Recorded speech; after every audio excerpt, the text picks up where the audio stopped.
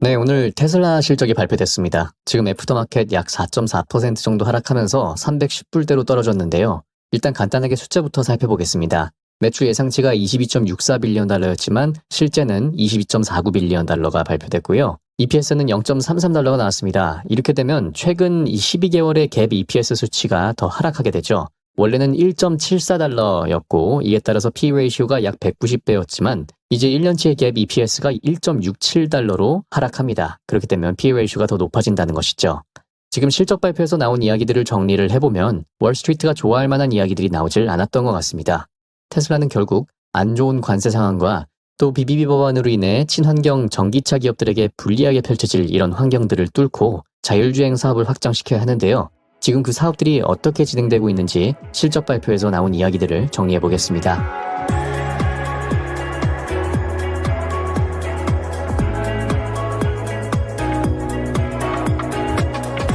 일단 제가 이번 실적에서 매우 중요하게 본 것은 탄소 배출권 크레딧입니다. 제가 지난 1분기 실적 영상 때 주가가 엄청 올랐지만 이게 실적이 좋은 건지는 모르겠다라고 말씀을 드리면서 탄소 배출권 크레딧이 없었으면 테슬라는 적자였을 거라는 상황을 보여드렸는데요. 이때 1분기 실적에서 2020년 이후 약 5년 만에 테슬라가 다시 탄소 배출권으로 겨우 적자를 면하는 상황이 연출됐던 것이죠. 자, 이번 분기로 본다면 순이익이 1.17빌리언 달러였고요. 탄소 배출권 크레딧이 439밀리언 달러로 찍힙니다. 탄소 배출권이 아예 없어졌다면 약 731밀리언의 순이익으로 적어도 적자를 면하는 상황은 연출되지가 않았습니다. 이번에 모델 Y 리프레쉬가 이제 본격 생산 램프업이 되면서 가격을 좀 상향 조정하며 마진이 1%가량 개선됐는데요. 이로 인해서 그래도 탄소 배출권이 없었으면 적자였다라는 프레임에서는 벗어나게 되는 것이죠. 하지만 이번 실적도 예상치를 모두 하회한 이 매출과 EPS가 발표됐고 특히 1년치 EPS가 계속해서 낮아지고 있는 것도 주목을 좀 해봐야 됩니다. 1분기 땐 좋지 않았던 실적을 이 일론이 도지에서 6월부로 나올 것이라는 것을 확인해줬고 또 6월에 로보택시가 런칭을 할 것이다라고 재확인을 해주면서 숫자가 좋지 않았는데도 불구하고 애프터마켓을 5% 상승까지 이끌어냈었는데요. 이번 실적에선 그러질 못했습니다. 1분기 때는 가장 궁금했던 게 6월에 로보택시 런칭이 되는 것이냐 그리고 저가형 모델 출시가 되는 것이냐였는데 이에 대해서 모두 긍정적으로 답을 해줬었죠. 지금 이제 6월 로보택시 런칭은 이루어졌는데 저가형 모델이 아직 출시가 안 된 상황입니다. 그에 따라서 2분기에 궁금했던 내용은 로보택시의 수익성 그리고 여전히 저가형 모델 출시였는데 그리고 여기에 더해서 이 탄소 배출권 크레딧과 전기차 세액공제 혜택 폐지에 대한 부분들이 추가가 됐었죠. 이 세 가지에 대한 답이 제대로 나오지 못했던 것 같습니다.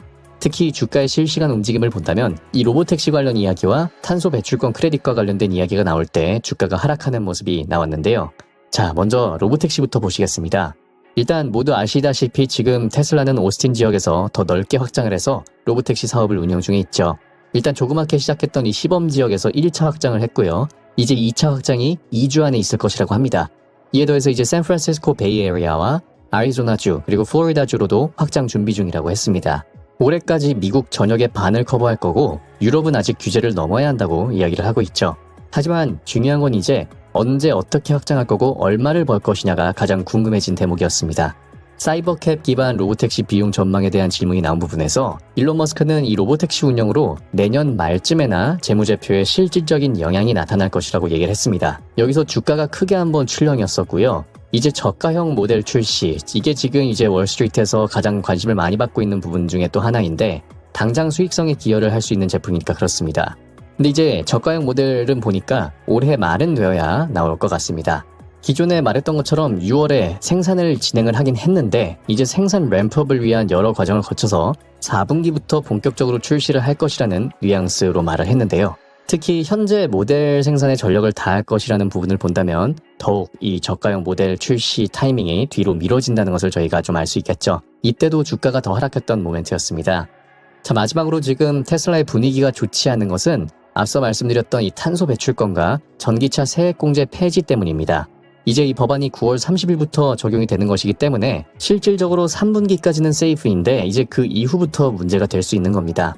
일론 머스크가 이 부분에 있어서 힘든 시기를 겪을 수 있다고 말을 했습니다. 이제 4분기부터 늦으면 2분기까지도 이어질 것이라고 했는데 이제 이때부터 탄소 배출권 크레딧 매출이 크게 감소할 겁니다. 물론 이제 유럽 쪽에서는 계속 매출이 발생할 수 있지만 적어도 미국에서는 이제 사라지게 되는 것이고요.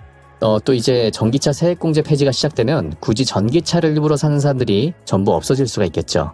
뭐 이런 것들은 사실 어느 정도 예상은 되었던 부분이라서 막 그렇게 크게 놀라거나 그러진 않았는데, 저는 개인적으로 사실 실적에서 좀 실망스러웠던 부분이 하나 있습니다. 바로 FSD 채택률인데요. 제 올해 채널 봐오신 분이라면 아시겠지만, 저는 작년 1분기 때 테슬라에서 이제 FSD 체험판을 출시했을 때 사실 이제 게임이 끝났다고 생각을 했습니다. 사람들이 이제 마치 유튜브 프리미엄을 한 달 동안 무료 체험을 사용하다가 갑자기 광고가 나오면은 너무 힘들어서 결제를 하잖아요. 그것처럼 이제 테슬라가 제공하는 이 자율주행을 한 달 동안 무료 체험을 하게 되면 무조건 결제로 이어질 것이라고 생각을 했습니다. 심지어 이제 가격도 199달러였던 거를 99달러로 인하까지 했었거든요. 그래서 이제 테슬라가 FSD 채택률 상승을 위해 했던 노력들을 전부 나열을 해보면 이렇게 정리가 됩니다.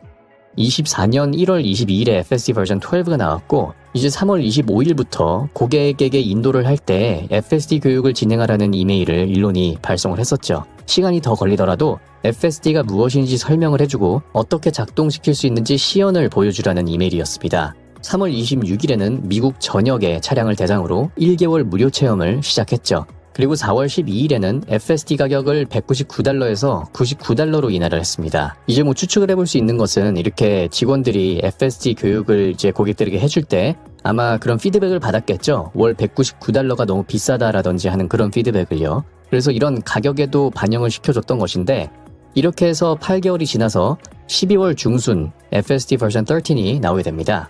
근데 이번 실적에서 채택률에 대한 질문이 나왔는데, 항상 이 테슬라가 이 부분에 있어서 지금까지는 좀 얼버무렸었거든요. 근데 이번에 정확한 수치가 나왔습니다.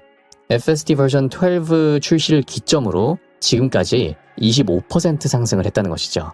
그러니까 거의 1년 만에 25% 상승을 했다는 건데, 저는 개인적으로 좀 너무 적었다고 생각을 했습니다. 혁신적인 기술이 처음 보급될 때 이제 가파르게 상승하면서 100% 이상씩 2배씩 확장되는 그런 모습을 좀 보이곤 하는데, 25% 상승은 좀 많이 부족하다는 생각이 들죠. 이에 대해서 이 일론은 실적 발표 때 본인이 말을 합니다. 사람들이 전혀 모르고 있다고 말이죠. 이제 일론 머스크가 이론칙 사고법을 좋아해서 기술이 좋으면 알아서 퍼진다라는 철학으로 접근을 하고 있는 것으로 보이는데, 지금 이렇게 오스틴에서 로보택시를 하고 있는 상황에도 아직도 사람들이 모르고 있다는 것은 좀 문제가 있다라고 보여집니다. 그러니까 이 레거시 미디어 쪽으로 좀 광고를 해봐야 되는 게 아닌가라는 생각이 들었던 부분입니다. 결국 정리를 해보자면, 테슬라는 4분기부터 2분기까지 미국 내 인센티브가 사라지면서 힘든 시기를 보내게 될 거고요. 테슬라의 거대한 매출 파이프라인으로 기대되고 있었던 저가형 모델은 올해 말이나 내년 초에 본격적으로 출시가 될 것으로 보여집니다. 이 말은 무슨 말이냐면, 테슬라가 적어도 4분기 실적 발표가 나오게 될 이 26년 1월 정도까지는 정말 일론 머스크가 말한 대로 미국 전역의 반 정도 인구의 로보택시 서비스를 제공하고 있어야 될 것이고요. 그에 따라서 26년 말부터 재무제표의 수익이 제대로 찍히기 시작할 거라는 이 희망을 시장에 심어줘야 될 것입니다. 그래야지 지금의 주가가 계속 유지되면서 상승할 여력이 있어 보입니다. 테슬라에 있어서 실망스러운 부분들과 우려스러운 부분들도 객관적인 시선으로 최대한 잘 전달드리려고 한다는 점 어필하면서 영상 마무리해보겠습니다.